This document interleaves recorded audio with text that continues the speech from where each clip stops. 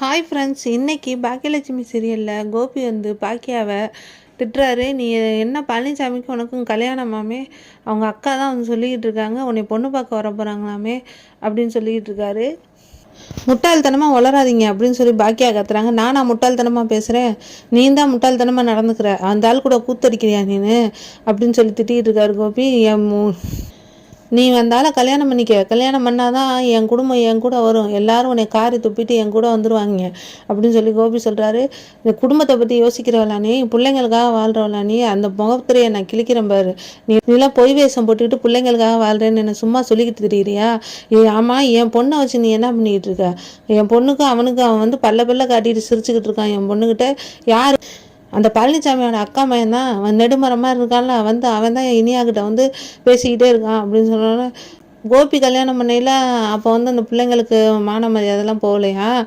பாக்கியா கல்யாணம் பண்ணால் போயிருமாமா. அவர் சொல்கிறாரு வந்து வெளியில் போயிருங்க மரியாதையா அப்படின்னு சொல்லிட்டு பாக்கியா என்ன பண்ணுறாங்க, போய் பழனிசாமி வீட்டுக்கு நேராக போகிறாங்க. போய் அவங்களுக்கு என்னன்னு கேட்போம் அப்படின்னு சொல்லிட்டு போனோன்னா மெதுவாக போய் அம்மான்னு கூப்பிட்றாங்க.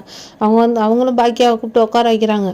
வச்சு இந்த மாதிரி என்ன திடீர்னு வந்திருக்கம்மா, இவ்வளோ சீக்கிரம் வந்திருக்க அப்படின்னு சொன்னோன்னா, ஒன்றும் இல்லைம்மா சும்மா தான் வந்தேன் அப்படின்னு சொல்லிட்டு அவங்க அக்கா இருந்துக்கிட்டு, நேற்றுவே உங்கள்கிட்ட பேசணும்னு நினச்சேன், எல்லோரும் இருந்தாங்க அதான் பேச முடியல அப்படின்னோன்னே, அவங்க அம்மா இருந்துக்கிட்டு பேசாமல் இருக்கியா இல்லையா நீனு அப்படின்னு சொல்லி கேட்குறாங்க. ஏன் அப்படின்னு சொல்லி இது நான் கேட்டுறேன் மனசில் உள்ளதை, பழனிசாமிக்கு உன் மேலே கொஞ்சம் விருப்பமாக இருக்குன்னு நினைக்கிறேம்மா அப்படின்னு சொன்னோன்னா, ஒன்றுமே புரியாமல் முழிச்சுக்கிட்டு இருக்காங்க பாக்கியா.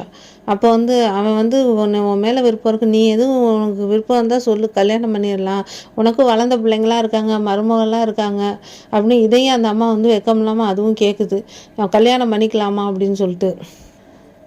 அதுக்கு இது நீங்கள் கேட்டது ரொம்ப நல்லதாக போச்சு, எல்லோரும் முன்னாடியும் கேட்காம. எனக்கு அந்த மாதிரி ஒரு விருப்பமே கிடையாது, நான் இன்னும் இப்போ நிறையா தூரம் நான் போக வேண்டியதே இருக்குது, நான் இப்போ தான் வீட்டை விட்டு வெளில வந்திருக்கேன், என் பாதையில் என்னை நடக்க விடுங்க அப்படின்னு சொல்லி பாக்கியா சொல்லிடுறாங்க. கோவமாக அந்த அம்மா உள்ளே போயிடுது. அந்த பாட்டி இருந்து என்ன பண்ணும், அது சொல்லுது, என் மயனை ஒன்று நீ தப்பாக நினைக்காதம்மா, அவனுக்கு எதுவுமே தெரியாது அப்படின்னா, பரவாயில்லம்மா அப்படின்னு சொல்லிட்டு கிளம்பி வந்துடுறாங்க. வந்து யோசிச்சுக்கிட்டே இருக்காங்க, இதை நம்ம மனசில் போட்டுக்கிறதுக்கு பதிலாக பேசாமல் நம்ம பழனிசாமிகிட்டே கேட்டுருவோமா அப்படின்னு நினச்சிக்கிட்டு இருக்காங்க. அது வந்து சரின்னு சொல்லிட்டு அப்பயும் பழனிசாமி வந்து தன்னால் வந்து கும்பிட போன தெய்வம் குறுக்க வந்த மாதிரி அவரும் கூப்பிடுறாரு வந்து, என்ன மேடம் பாக்கியா மேடம் இங்கே நிற்கிறீங்க அப்படின்னு கேட்குறாரு. அதுக்கு ஒன்றும் இல்லை சார் அப்படின்னு, இதுதான் சமயம் நம்ம சொல்லிடுவோம் அப்படின்னு சொல்லிட்டு சொல்ல போகிறாங்க. அதோட இந்த எபிசோட் முடிச்சிருக்காங்க. பார்ப்போம் பாக்கியா சொல்கிறாங்களா என்னன்ட்டு.